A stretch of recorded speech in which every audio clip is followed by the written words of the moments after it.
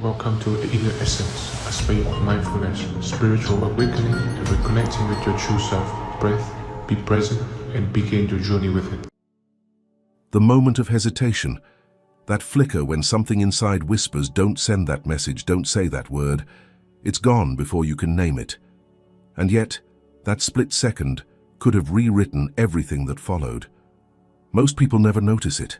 They move as if driven by invisible code, mistaking repetition for reality, never realizing that the power to shift their entire world hides inside that pause, inside the one who sees. Because the observer within you isn't watching from a distance, it's shaping what unfolds. Physics stumbled on this secret a century ago, but consciousness has known it far longer. What's observed transforms. Today is not about belief or mysticism. It's about the moment you begin to see seeing and realize your observer has been influencing reality all along. You wake up, grab your phone, scroll, react.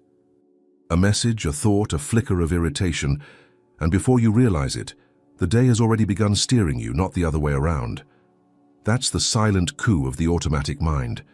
You think you're the one choosing your actions, but in truth, your nervous system has been rehearsing this pattern for years. 95% of your thoughts, impulses, and micro-decisions are recycled material, background noise masquerading as choice. The brain is an economy of energy. Its goal isn't truth or creativity, it's efficiency. That's why once it learns a loop, it will run it indefinitely unless something or someone interrupts it. That someone is supposed to be your conscious observer. But most of the time, the observer is asleep, lulled by the hum of familiarity. The mind whispers, "You've seen this before," and the observer believes it. That's the invisible error, mistaking repetition for reality. Think of your mental activity as a city seen from above at night. Highways of thought light up where electricity flows most often, habit routes. The lesser used roads fade into darkness. The brain strengthens what's used and prunes what's not. This is neuroplasticity at work, but it can become a prison of comfort. Without observation, you don't live your life. You relive your past over and over, packaged as today. It's not malevolence, it's physics. Your neural circuits fire and wire together based on attention. If you don't pay attention to what's actually happening, the brain defaults to predictive mode. It guesses, and when it guesses, it doesn't predict based on possibility. It predicts based on memory. So every unobserved moment is filtered through a database of outdated experiences. You're not seeing the world, you're seeing your interpretations of it. That's why real change feels so elusive. You try to decide differently, but the decision is already half made before it reaches consciousness. Cognitive scientists call this pre-conscious processing. The signal to act fires in your brain milliseconds before you believe you've made a choice.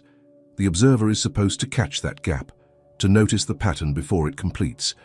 But when the observer is absent, the program runs by itself, flawlessly, like a machine executing old code. Pause here for a moment. Bring to mind one behavior you've tried to change, maybe impatience, distraction, or the reflex to check your phone in silence.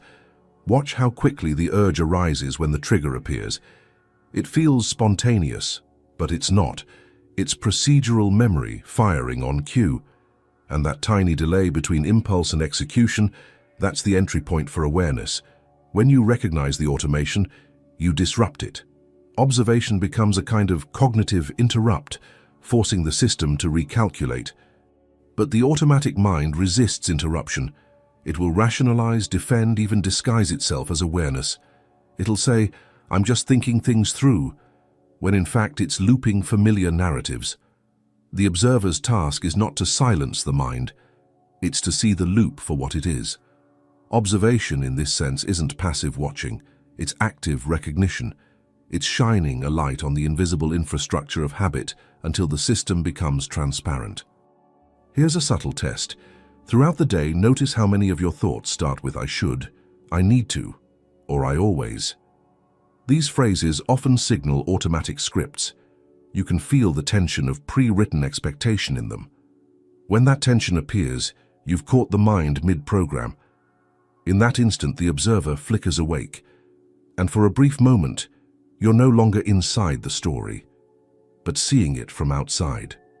Every genuine act of consciousness begins there, in that split second of seeing. Neuroscientists might describe it as a shift in meta-awareness. Mystics might call it awakening. But at the level of mechanism, it's simply the brain being seen by itself, feedback completing its loop. When that happens, the system pauses. In the pause, something remarkable occurs. New information can enter. And that pause is not just psychological, it's physical. The prefrontal cortex, responsible for self-regulation, lights up. The amygdala quiets. Observation literally rewires the brain's circuitry of reaction. You're no longer running the program, you're editing it in real time. Yet, most people never experience this consistently because they mistake awareness for thought.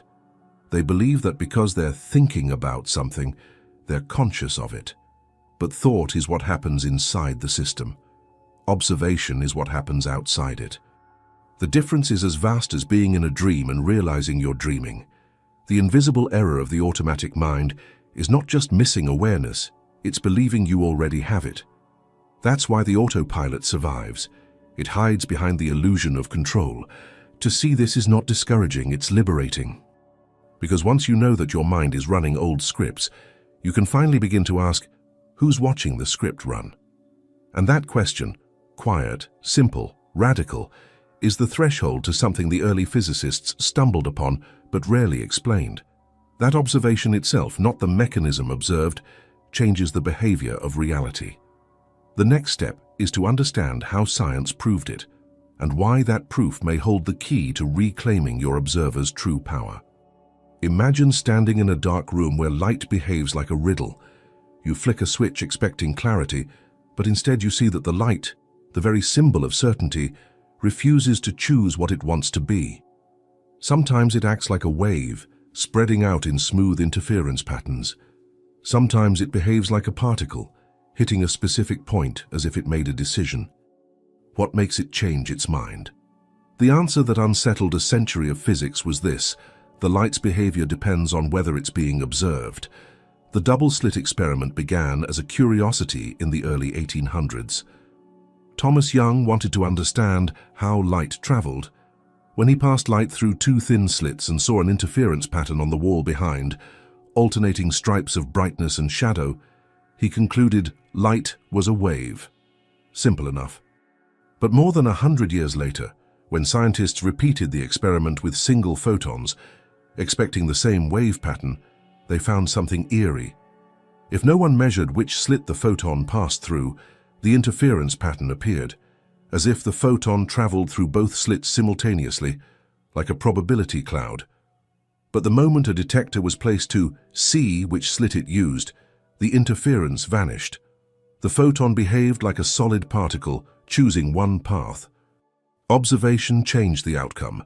Measurement altered reality's behavior. It wasn't superstition, it was data. What disturbed the physicists most wasn't just the result, but the implication. Reality, at its most fundamental level, doesn't fully exist in a defined way until it is observed. The experiment was repeated with increasing sophistication over decades, always confirming the same paradox. When not observed, particles act like waves, potential, uncertain, undefined. When observed, they collapse into a single state. You can sense the philosophical shockwave beneath this. If observation affects particles, what does it mean to observe? Does human consciousness itself play a role, or is it merely the act of measurement, any detection, even by a machine? Physicists still argue over that question, yet even within purely scientific boundaries, one truth remains. The observer cannot be cleanly separated from what is observed. The line between subject and object is blurrier than we ever imagined. This wasn't just poetic speculation, it reshaped the foundations of physics. The Copenhagen interpretation, led by Niels Bohr and Werner Heisenberg, proposed that physical systems do not have definite properties until measured. The universe, in a sense, lives in a state of potential until an act of observation brings one possibility into focus. Reality is participatory. Now, hold that idea beside your own life. Every day, countless experiences, thoughts, sensations, reactions exist like quantum possibilities inside your awareness. The moment you observe one consciously, name it or attend to it, it collapses from background noise into experience. What you don't observe remains in potential form, influencing you invisibly. The experiment isn't just about particles, it's about perception. Observation doesn't create the world out of nothing. It shapes the version of the world you interact with. Neuroscience surprisingly echoes this. When you pay attention to a stimulus, a sound, a face, a feeling, your brain amplifies certain neural pathways and silences others. It's not unlike a quantum collapse. Attention selects reality. What you notice becomes real for you. What you ignore fades into irrelevance, but there's a hidden detail in the double-slit story that few mention. In some versions of the experiment, scientists delayed the act of observation, deciding after the particle had passed through the slits whether to measure it or not. Strangely, the results still matched the choice made later, as if the particle's past behavior adjusted itself to fit the observation. The timeline itself seemed flexible. The universe didn't just wait to be seen, it adapted to the act of being seen. What does that mean for human consciousness? Perhaps that our observation isn't passive. Perhaps the very structure of reality is responsive to awareness. The key, however, is understanding what kind of observation matters. Physics tells us it's not the eye that changes the outcome, but the act of measurement, the presence of attention itself. Think about this the next time you glance at something without really seeing it, a person's face, the movement of your own breath, the subtle change in your mood. Are you observing or merely looking? Because, as physics revealed, the difference between those two is the difference between potential and manifestation. It's tempting to leap into mysticism here, but the lesson is more grounded. The double-slit experiment doesn't claim that your thoughts magically create the universe. It reveals that observation participates in it, that attention is a form of interaction, not detachment. And if the smallest particles respond to being observed, it's worth asking, what happens in your inner world when you observe your own thoughts with the same precision? That's where the next discovery lies, and not in the photons but in the perceiver, because the true observer in you isn't the eye, the brain, or even the act of looking. It's something quieter, deeper, that doesn't watch the world from outside but from within consciousness itself, and until that is recognized, the experiment of being human remains half complete.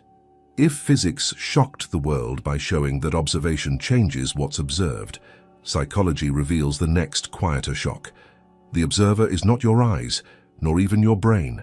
It's something that cannot be seen at all, yet without it, nothing is ever truly seen. You've probably felt it before, though rarely named it. That subtle difference between looking and seeing. You can look at a sunset and think, that's beautiful, yet be somewhere else entirely, lost in memory. And then, perhaps once in your life, the same sunset stops you. For a moment everything stills, the inner noise fades, the world feels sharper, more alive, as if reality itself leaned closer. That's the observer, not the eyes, but the awareness behind them. Vision, biologically speaking, is a stream of data. Photons hit the retina, electrical signals travel through the optic nerve, the brain reconstructs an image. But seeing is something else. Seeing requires consciousness. Without that inner witness to receive it, the picture never becomes experience. It's just a pattern of light. The forgotten detail, both in physics and in human life, is that it isn't the act of measurement that transforms the world. It's the presence of awareness that interprets it. The distinction sounds abstract until you test it. Try, for example, focusing your gaze on a nearby object. Say your hand. Notice the lines, the skin texture, the motion of your breathing underneath. At first, you're looking at a hand. But now, shift your attention from what you're seeing to the one who's seeing. Turn the spotlight inward. What notices the hand? You can't find it as an image. The observer isn't visible, yet its presence is undeniable. The eyes transmit, consciousness receives. Neuroscience supports this in unexpected ways. The brain doesn't process vision as a continuous stream, but in discrete snapshots around 10 per second. Between those snapshots, there's a gap, a microsecond where perception resets. Consciousness stitches those gaps into a fluid experience. Without that stitching awareness, the world would appear fragmented like a film reel with missing frames. You could say the eyes provide the data, but consciousness gives it coherence. That same mechanism plays out not only in vision, but in every sense, every thought, every feeling. You're not the activity of your mind, you're the field in which that activity appears. Yet the modern human lives hypnotized by content, the seen, the heard, the remembered, forgetting the silent presence that makes perception possible. The eyes are windows, but consciousness is the light that passes through them. This confusion, mistaking the instruments for the observer, is what keeps the automatic mind in charge, because if you believe the observer is the body, you think observation is passive. Light enters, data processes, perception happens. But if you realize the observer is consciousness, something radical shifts. Observation becomes participatory. It's not that you watch the world, you engage it by being aware of watching. That's when the field of perception changes, just as the double-slit experiment revealed. You can test this in an ordinary moment. The next time someone speaks to you, instead of focusing on their words, focus on your awareness of listening. Feel that double-layered attention, sound moving outward, awareness holding it. You'll notice an expansion, a small pocket of stillness behind the conversation. That stillness is the observer's domain. The words still reach you, but you're not lost inside them. Consciousness has stepped forward. Many spiritual traditions have tried to point to this, often wrapped in metaphors. The inner witness, the light of awareness, the seer behind the eyes. But it's not mystical poetry. It's a measurable shift in perception. When the observer wakes up, brain activity moves from the limbic centers of reactivity toward the frontal cortex of regulation and insight. Attention stabilizes, emotion cools, clarity rises. The world doesn't change, your relationship with it does. And yet this recognition brings a paradox. You can't observe the observer directly. Try to look for it and it slips away, because it is the act of looking itself. That's why ancient philosophies described it as the eye that cannot see itself. The moment you realize that, a quiet humility enters. Awareness isn't something you do, it's something you are. The observer doesn't belong to you, you belong to it.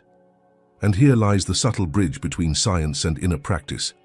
In the laboratory, the observer affects the particle. In the mind, awareness affects perception. Both reveal that reality depends not only on what's seen, but on the presence doing the seeing. But there's another layer still, one that determines which parts of reality even reach your awareness in the first place. The mind filters more than 99% of sensory data before consciousness ever gets it. You literally can't perceive what your brain has decided doesn't matter. That means the observer's power isn't just in awareness, but in what attention allows to enter awareness at all. To understand that filter, and how it silently edits your world every second, we need to look deeper into the brain's hidden gatekeeper, the system that decides what's real to you and what gets deleted before you even notice. Right now, as you read these words, your brain is deleting almost everything else around you. The hum of electricity, the temperature of the air, the faint pressure of your clothes, all erased, filtered out before consciousness ever receives them. You live in truth inside a customized slice of reality, shaped not by what exists, but by what your nervous system allows you to notice. This filtering isn't a flaw, it's survival. Your brain is bombarded by roughly 11 million bits of sensory data per second. Conscious awareness can handle only about 40 of them. To manage that flood, the brain employs a gatekeeper, the reticular activating system, or RAS.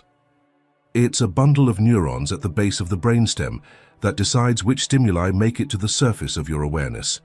What the RAS marks as important, you see. What it deems irrelevant vanishes. But here's the twist. The RAS doesn't work objectively. It's trained by emotion, repetition, and belief. Whatever you think about most, whatever you fear or desire, the RAS tags as relevant. That means your brain literally edits reality to confirm your internal narrative. It's not that the world hides things from you, your attention does. You can observe this mechanism in something as mundane as buying a car. The day you decide on a specific model, you suddenly see it everywhere, in traffic, in commercials, even in the background of movies. Of course, those cars were always there. What changed wasn't the world, but your internal filter. The RAS adjusted its priorities to match your focus. This same system operates in your relationships, your opportunities, even your sense of self.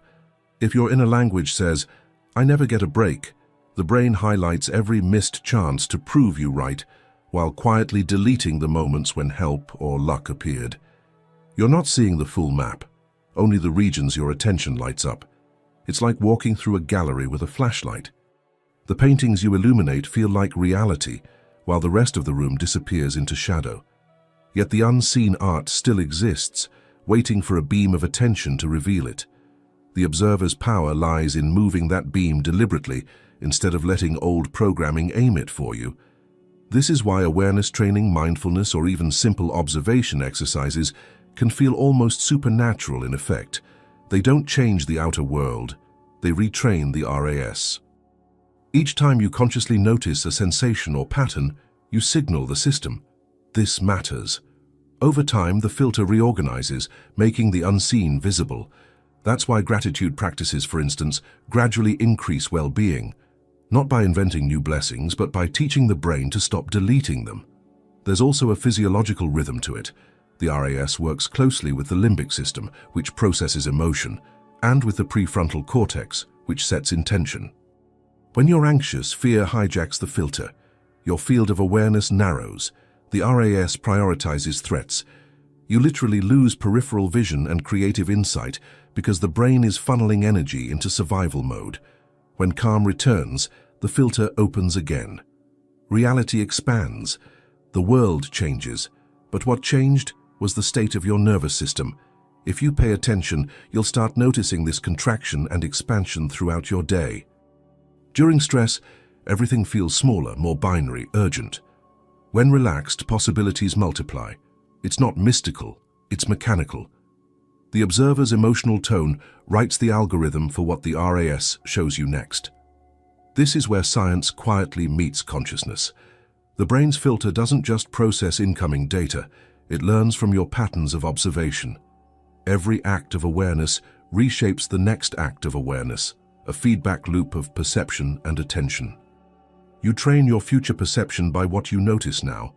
There's also a blind spot in the literal sense. Where the optic nerve meets the retina, no photoreceptors exist, a hole in your field of vision, yet you don't see a hole.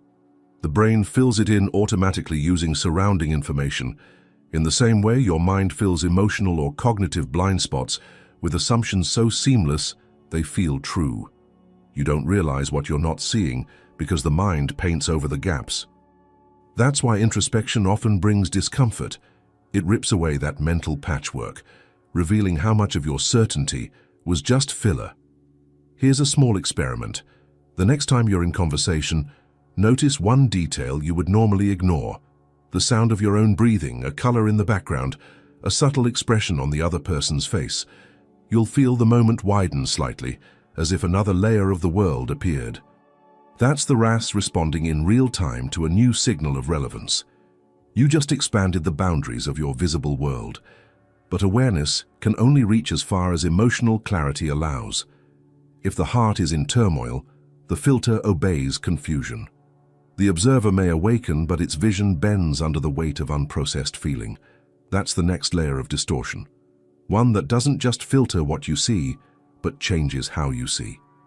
And until emotion is understood, even the clearest mind remains half-blind. Picture this. You walk into a room after an argument, and though no one speaks, you feel the tension. Your chest tightens, your senses sharpen, your mind begins to interpret faces, tones, even silences through that emotional lens. What's strange is that the external world hasn't changed. The lighting, the furniture, the air are all the same. Yet your experience of it has completely shifted. That's the quiet power of emotion. It edits perception before you can think. The truth is that you never see the world directly. You see it filtered through your emotional state, shaped by chemical signatures that color your attention. Neuroscientists have shown that emotion isn't separate from cognition. It's the frame through which cognition operates.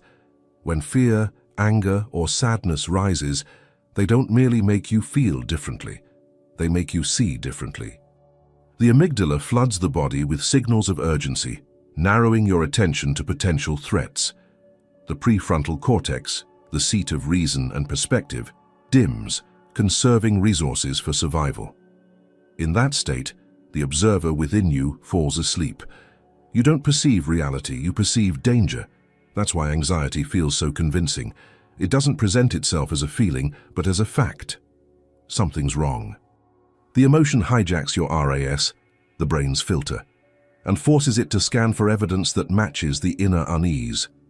Suddenly, every noise feels suspicious, every delay personal, every silence loaded with meaning. The outer world rearranges itself around your inner turbulence. It's not that life got darker, your lens did. This emotional bias isn't always negative. Joy and gratitude also alter perception, expanding awareness, increasing peripheral vision, and improving cognitive flexibility. Positive emotion literally opens the mind's aperture. Psychologist Barbara Fredrickson calls this the broaden and build effect, a state where your brain gathers more information, connects ideas faster, and perceives opportunity where fear once saw only risk. In essence, emotion doesn't just color perception, it sets its boundaries. And here's the paradox. Emotion is both a messenger and a manipulator. It tells you what matters, but it also distorts what's true. To ignore emotion is to lose empathy. To obey it blindly is to lose clarity. The observer's task is to feel fully without being ruled by feeling. That's not suppression, it's precision. It's standing in the fire of your own chemistry and seeing through the heat. You can experience this directly. The next time anger arises, don't rush to justify it or push it away. Simply observe what it does. Feel how the body tightens, how attention narrows, how the world seems to reduce to a single point of frustration. Then, take one conscious breath. In that breath, something remarkable happens. The prefrontal cortex re-engages. The observer returns. You've created a micro-interval between stimulus and reaction, the very space Viktor Frankl described as the birthplace of freedom. This space doesn't remove emotion, it reframes it. Instead of being inside the emotion, you begin to witness it. The same brain that once painted the world in panic now starts seeing detail again. The temperature of the room, the rhythm of your breath, the fact that no external threat is present. Emotion stops driving the camera and becomes part of the scene. And within that shift, consciousness deepens. Over time, the practice of noticing emotions without acting on them rewires the emotional circuitry itself. MRI studies show that mindfulness, the deliberate observation of internal states, reduces amygdala activity while strengthening prefrontal regulation. In other words, each moment of emotional awareness trains the nervous system to trust observation more than impulse. The observer evolves from passive witness to active regulator of reality. Still, the trap remains subtle. Many people mistake overthinking for awareness. They analyze their emotions endlessly, but never actually feel them. The mind narrates, the body tenses, and the observer remains absent, trapped in commentary instead of contact. Real observation requires direct sensory attention, the warmth in the chest, the pulse behind the throat, the specific texture of sadness or joy. Emotion becomes tangible, almost physical and therefore workable. And that's the essence of power, not to control feeling, but to see it clearly enough that it loses its authority. The observer doesn't fight emotion, it integrates it into perception. Once that happens, your attention no longer belongs to the mood of the moment, it belongs to you. Right now, take a few seconds to check in. What emotion is coloring your perception as you read this? Curiosity, resistance, calm, maybe even doubt. Whatever it is, name it silently. You've just stepped outside the loop. Even for a breath, that's awareness reclaiming command. If this realization hits something in you, If you've noticed how often emotion drives your focus before thought catches up, pause and let that recognition land. Then, in the comments, write just one word that names the emotion most often steering your perception lately.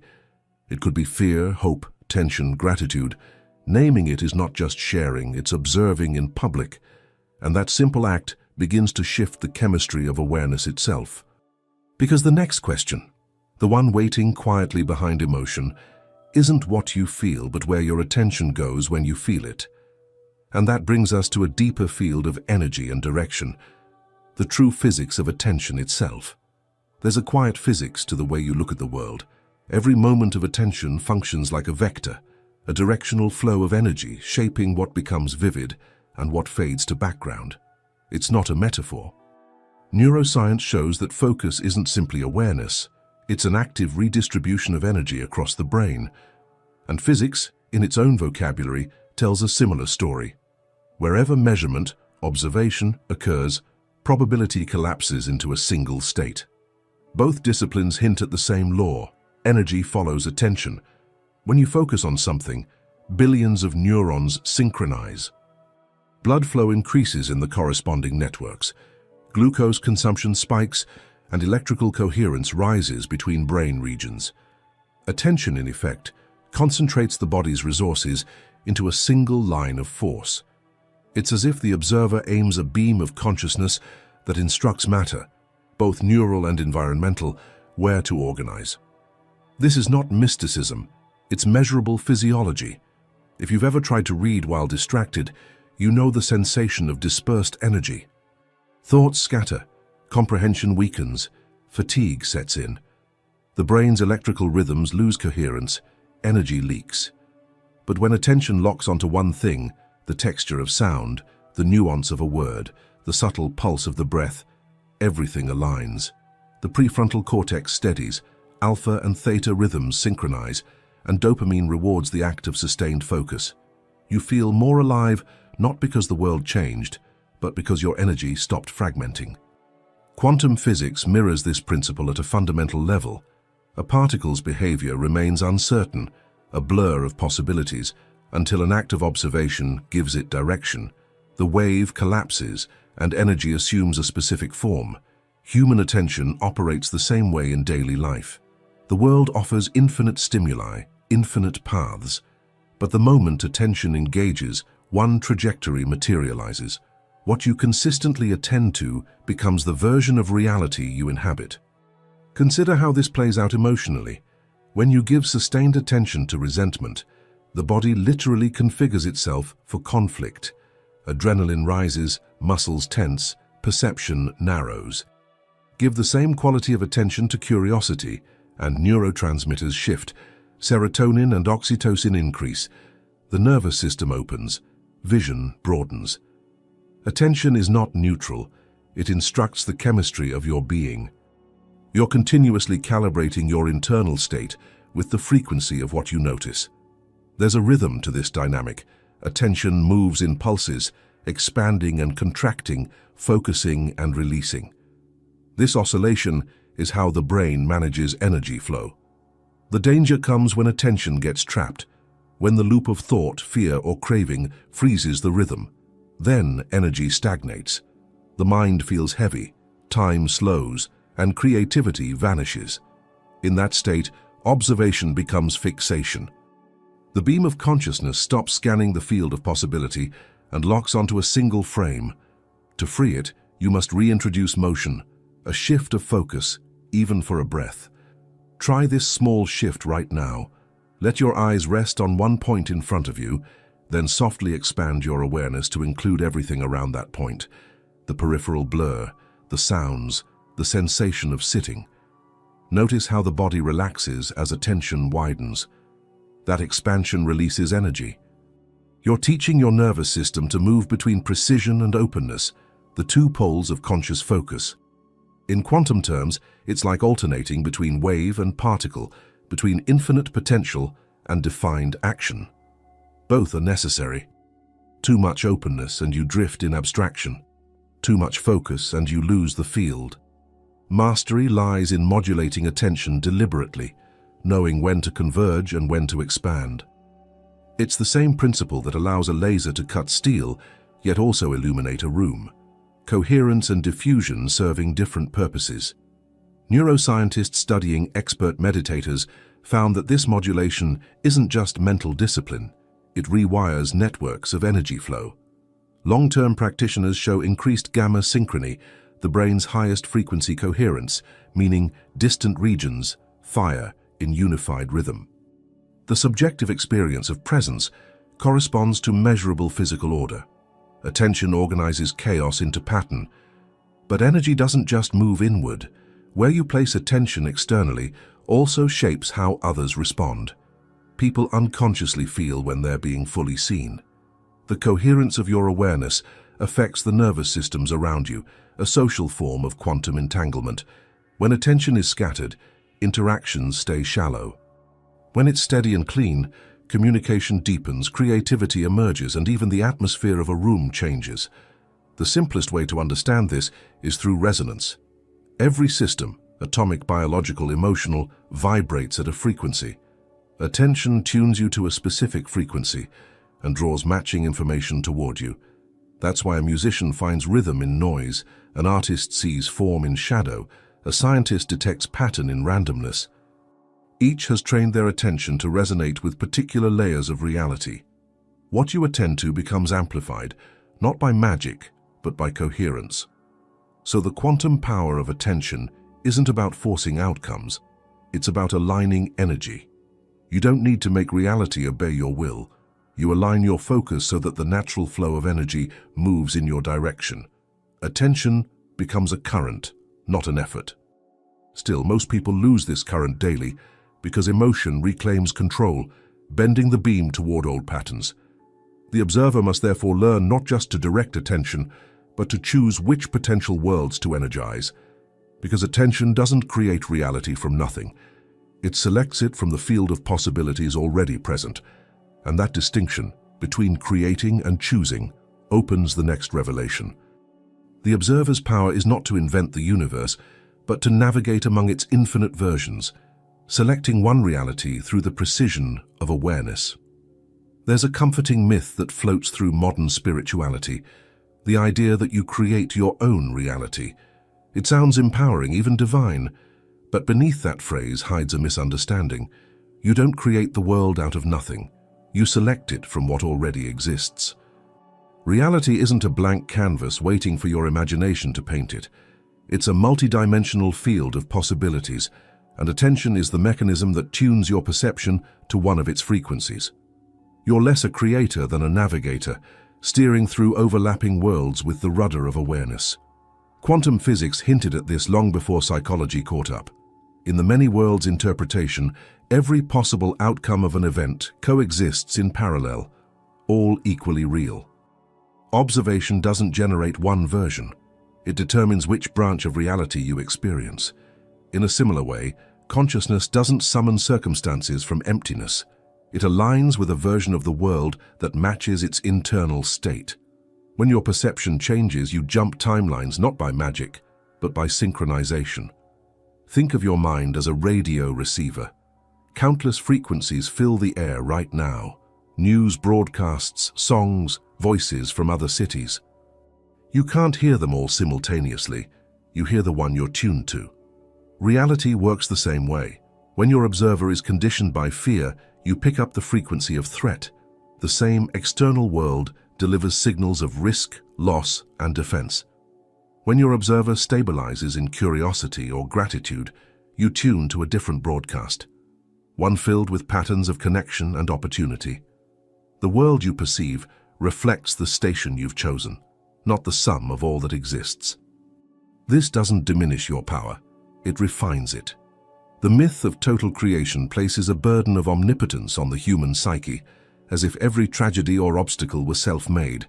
But the truth is subtler, kinder. You can't control the ocean, but you can choose which current to ride. You can't rearrange the entire field of reality, but you can select where to stand within it. And from that stance, different outcomes unfold. Neuroscience offers a parallel. The brain constantly predicts the world before perceiving it. These predictive models determine how incoming sensory data is interpreted. You don't see raw reality. You see the brain's best guess, refined by experience. Observation, then, isn't passive. It's selective. When you update your inner model through awareness, your perception reorganizes to match. You start noticing signals that your old filter ignored. The new world you encounter was always there. You just weren't tuned to it.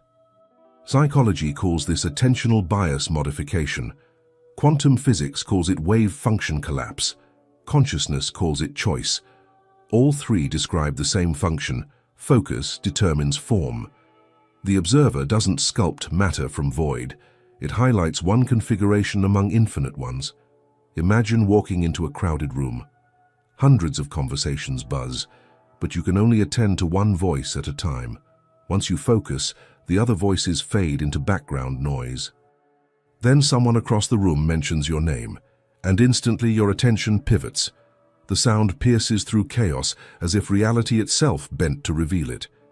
This is selection in action. The world didn't go silent. Your awareness changed channels. When you understand this, responsibility transforms into artistry. You stop trying to dominate reality and start collaborating with it. The observer becomes a craftsman of focus, not a magician of outcomes. You begin to ask different questions. Which frequency am I inhabiting? Which version of this situation am I energizing with attention? These are not metaphors. They are operational tools for navigating consciousness. The real miracle isn't that your thoughts create things. It's that attention selects among infinite things already waiting to be seen. That selection shapes behavior, and behavior reshapes experience, forming a feedback loop that looks like creation. But underneath, it's a process of resonance, the self aligning with one potential reality among many. You can see this in moments of transformation. Someone who lived for years in self-doubt suddenly glimpses a possibility of worthiness, and that single perception changes their choices, posture, tone, even the people they attract. It's as though they've stepped into a new version of the same world. Nothing outside visibly shifted, yet the world now mirrors their new frequency of consciousness. In quantum language, their observer collapsed, a different set of possibilities. This understanding brings both humility and liberation. You realize that reality isn't entirely yours to command, yet your position within it is infinitely adjustable. You don't need to move mountains, you only need to move perspective. The universe, vast and impartial, contains every version of your life, the fearful, the thriving, the half-awake, the fully present. The observer's task is to choose consciously, again and again, which version to inhabit. But choice alone isn't enough. Between perception and action lies a hidden space, the pause where consciousness decides whether to repeat an old selection or open a new one. That space is where true power hides, not in imagination, but in timing. Because between thought and movement, there exists a window, brief, invisible, and absolute, where awareness determines the next world you'll step into. There's a space so small it often goes unnoticed, yet within it, entire realities pivot. It's the silent pause between a thought and the movement it triggers, the fraction of a second between stimulus and response. Most of life rushes through that gap without noticing it exists. The mind reacts, the body follows, and by the time consciousness catches up, the moment has already become memory. But in that sliver of time lives the hidden tool of awareness, the point where the observer can intervene. Viktor Frankl, writing from the depths of human suffering, once said, "Between stimulus and response there is a space. In that space lies our power and our freedom." Neuroscience now confirms the physiological truth behind his insight. Every impulse that arises, anger, fear, desire, defense, travels through the limbic system before reaching the cortex, where conscious choice becomes possible. The journey takes milliseconds, but those milliseconds are expandable. Attention can stretch them. Awareness slows time. You've probably felt it before, that instant when you almost said something you'd regret, almost sent a message out of frustration, almost reacted, but didn't. The world seemed to slow down, as if the air thickened just enough to let you choose. That is the interval. It's not just a moral pause, it's a neurological one. The prefrontal cortex, your brain's command center, activates, regulating the emotional surge, reframing the situation, redirecting energy. Every time you access this gap, you rewire the brain toward presence. This space is microscopic, yet elastic. Under stress, it shrinks. The body floods with cortisol. Attention narrows, the automatic mind seizes control. Under awareness, it expands. Breath deepens, the nervous system stabilizes, perspective widens. What was reaction becomes decision. In that shift, the observer reclaims authorship over experience. You can sense it in something as ordinary as traffic. Someone cuts you off, and the body jolts. A flush of heat, the urge to retaliate. The automatic mind reaches for the horn. But if you catch that impulse, even half a second of noticing, something astonishing happens. The energy that was about to discharge outward now stays within, available for consciousness. You feel the charge, but you don't act it out. That energy, when not spent in reactivity, becomes clarity. This pause isn't suppression. Suppression buries emotion, awareness transforms it. When you inhabit the gap fully, you still feel the surge of emotion, but without collapsing into it. You become the witness of the current, instead of the current itself. The impulse loses its hypnotic power because it's been seen. Observation metabolizes emotion. Every contemplative tradition, from Zen to Stoicism, has pointed to this invisible threshold. They call it the watcher, the still point, the second attention. But modern science offers a precise mirror: inhibitory control, the neural capacity to delay reaction long enough for the frontal lobes to reappraise context. The mind left alone operates on prediction. It assumes every moment resembles the past. The interval interrupts that loop. It says, "This moment is new. You can respond differently." Practicing this awareness reshapes time itself. As the interval expands, life stops feeling like a blur of cause and effect. You begin to sense texture within experience, micro-pauses where freedom hides. In those moments, choice becomes tangible.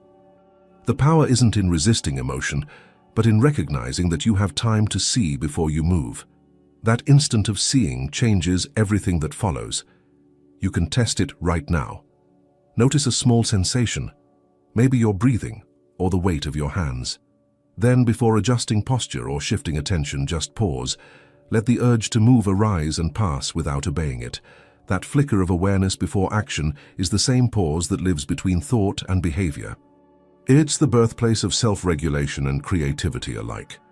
Neuroimaging studies have observed that experienced meditators exhibit a delay between the neural signal for movement and the movement itself. The brain's readiness potential, the electrical preparation for action, rises, but the conscious decision follows milliseconds later. Those milliseconds are what distinguish habit from freedom. The practitioner learns to notice the rising impulse and decide whether to proceed.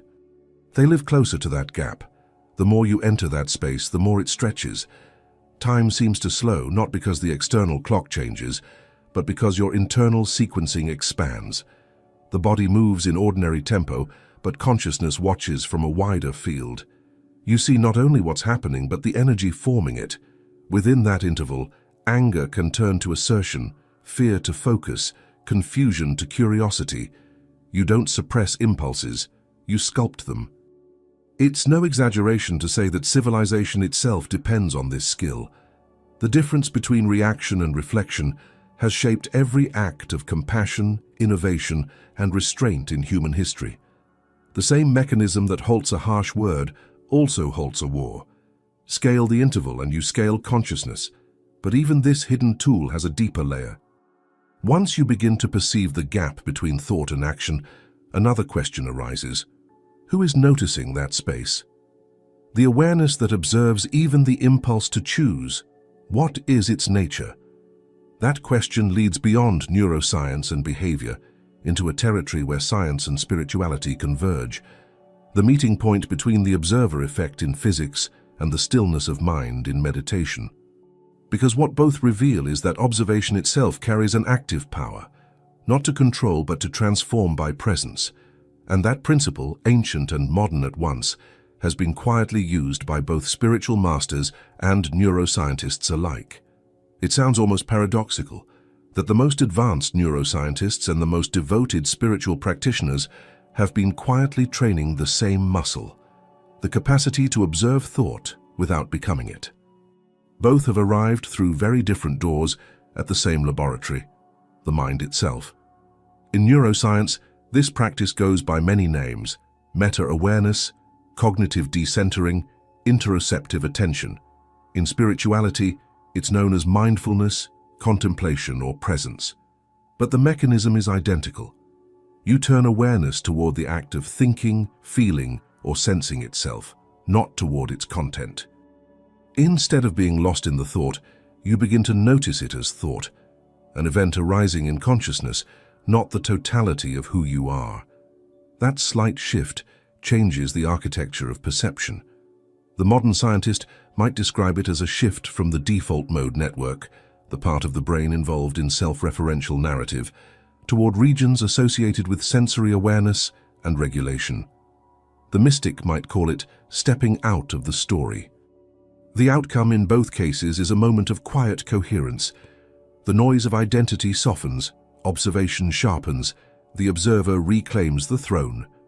Decades of brain imaging have confirmed what contemplatives intuited long before technology existed. When the mind stops grasping at its own content, the body's energy reorganizes. The prefrontal cortex lights up, the amygdala cools, heart rate steadies, and synchronization increases between hemispheres. The mind, in measurable terms, becomes more ordered.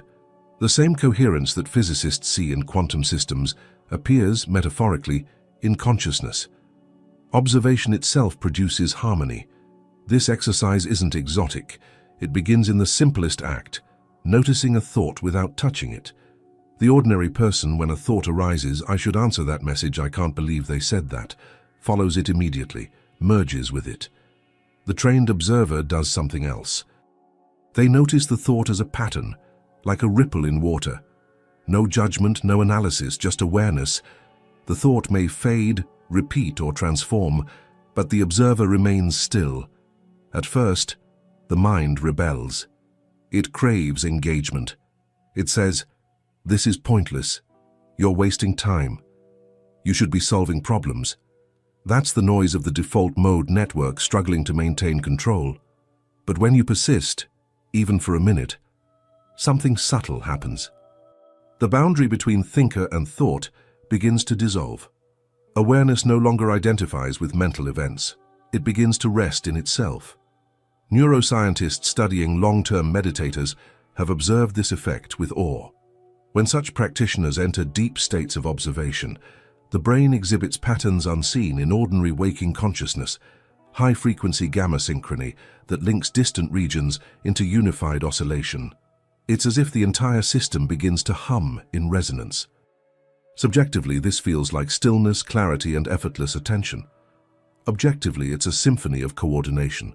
Spiritual masters from every tradition describe the same phenomenon in the language of experience rather than data. They say the mind becomes transparent. Reality feels immediate, not filtered through memory or desire. Time softens. The present moment stops being a fleeting point between past and future and becomes an expansive field. Awareness observes itself, a self-reflecting mirror. This convergence between science and spirituality isn't coincidence. It's the natural meeting point of two approaches to the same mystery. One studies consciousness through the instrument of the brain. The other studies it through the instrument of awareness itself. Both arrive at the same conclusion: observation changes the observer. There's also a physical echo of this unity in quantum theory. Remember the forgotten detail from the double-slit experiment. That observation alters outcome. The same principle plays out internally. When consciousness observes a mental event without interference, the wave of potential reactions collapses into stillness. Emotion doesn't need to be suppressed or expressed. It simply resolves. The act of awareness itself transforms the pattern. And here lies the brilliance of what both neuroscientists and mystics know.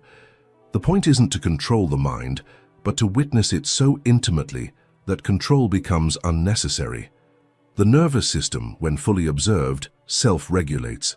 The heart rate slows without effort. The breath deepens naturally. The system returns to coherence, as if consciousness were tuning its own instrument by listening closely enough. This is not escape from reality, it's entry into it. The world appears brighter, not because anything changed, but because distortion dropped away. The observer becomes transparent, allowing reality to shine through unfiltered. The mind still thinks, emotions still move, the body still acts. But the sense of me clinging to those movements dissolves. Awareness perceives itself as the space in which everything happens. From the scientific side, this process rewires perception through neuroplasticity. The more you observe thoughts without reacting, the weaker the habitual networks become. The prefrontal cortex gains influence over the limbic centers. Emotion becomes information rather than command, and attention stabilizes.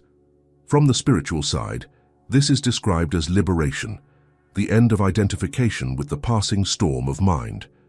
Both describe the same shift in language suited to their domain. And perhaps the most remarkable realization is that this exercise never truly ends. The observer refines itself through observation. The more you look, the more transparent the looker becomes. Eventually, observation stops feeling like an act and starts feeling like a state. Effortless, continuous, alive. But even this state carries a quiet risk. When awareness becomes steady, it can begin to feel safe, contained, luminous, and yet detached from the pulse of ordinary life. The danger isn't losing focus anymore, it's losing connection. Because the world, with all its friction and noise, is the proving ground of awareness. Ignoring it would be like mastering light, but refusing to see shadows. And that brings us to the next threshold, the danger of ignoring the observer itself, and what happens when presence turns unconscious once more. There's a quiet tragedy in modern life that hides in plain sight. We've learned to function almost perfectly without awareness.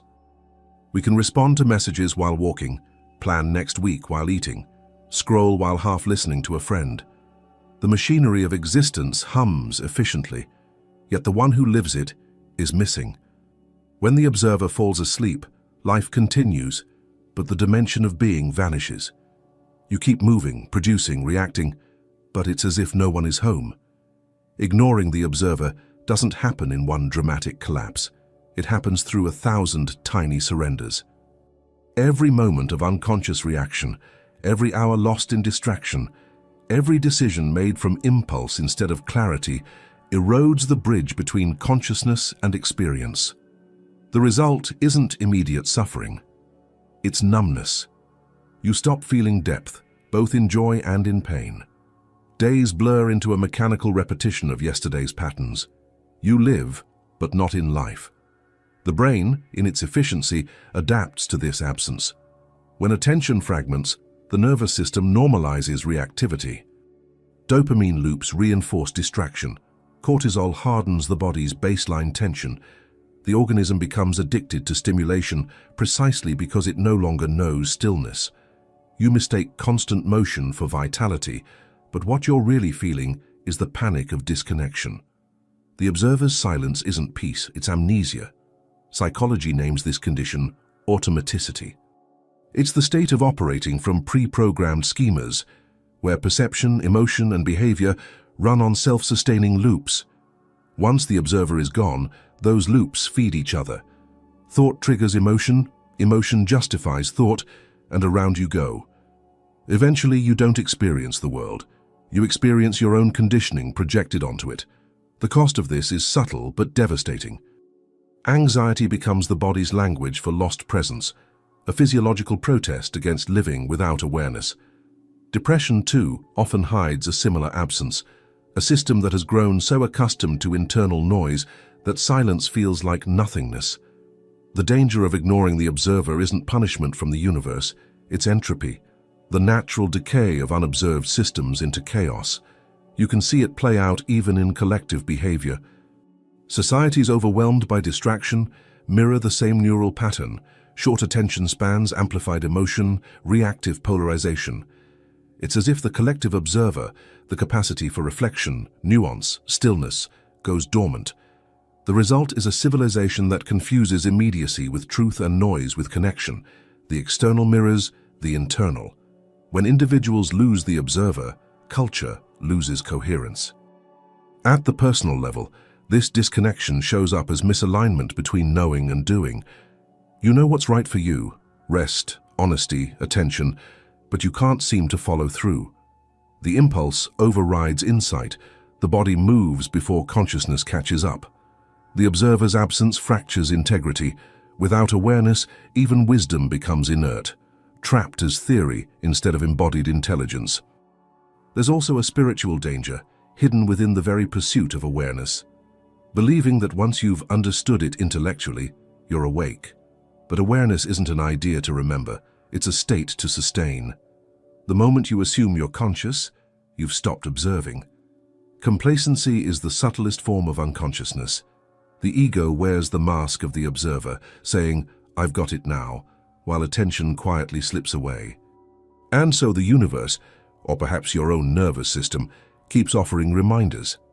The argument that humbles you, the unexpected silence that forces reflection, the wave of emotion that makes you pause and breathe. These are not interruptions, they're invitations. They're the world's way of whispering, "Wake up, you're missing yourself." Neuroscience describes a similar mechanism of correction. When the brain's predictive model of reality becomes too rigid, errors accumulate. Eventually, something must break to reset the system. The same happens in consciousness. Ignore the observer long enough, and life introduces chaos to force renewal. Suffering, in this sense, is observation's emergency flare, a signal that awareness has gone offline. If you look closely, even the smallest moments of reactivity carry this warning. That sharp comment you regret, the compulsive checking of the phone, the unexplainable restlessness before sleep. They're micro-reminders of lost observation. They're the ripples caused when life runs without a witness. Each offers the same chance, to return to the interval, to remember that presence is not something you summon, but something you stop abandoning. In physics, an unmeasured system drifts in probability until an observer interacts with it. In consciousness, an unobserved life does the same, diffuse, unfocused, accidental. The act of noticing is what crystallizes reality into meaning. Without the observer, experience remains a blur of potential never chosen, never lived. And this is the true danger, not pain, not chaos, but unlived possibility. The universe offers endless frequencies of existence, but you can only inhabit the one you attend to. Ignore the observer, and attention collapses into noise. Remember it, and coherence returns, not as control but as clarity. Because the observer isn't a mystical entity watching from above. It's the living presence within every perception, the pulse of awareness that makes existence luminous. When that presence dims, the world doesn't end. It just stops being fully real. And reclaiming that reality begins not with more effort, but with a quieter recognition. The one who sees must be seen again. The true power of the observer was never about changing the world outside. It was about changing the one who sees it. When awareness returns, the same life feels new. Sound becomes richer, time slows, meaning sharpens. You stop reacting and start responding. Science calls it coherence. Mystics call it awakening. Both point to the same truth. Consciousness shapes experience by the way it pays attention. Right now, as you hear these words, turn awareness toward the one who is listening. That simple act closes the circle. You are both the experiment and the observer, the light and the one who sees it. If you've reached this point, write "I am the observer" in the comments. It lets me know you stayed with the journey all the way through. And if this message resonated with you, watch one of the videos appearing on your screen. Each one continues this exploration, deeper, clearer, and closer to the quiet intelligence behind everything you experience.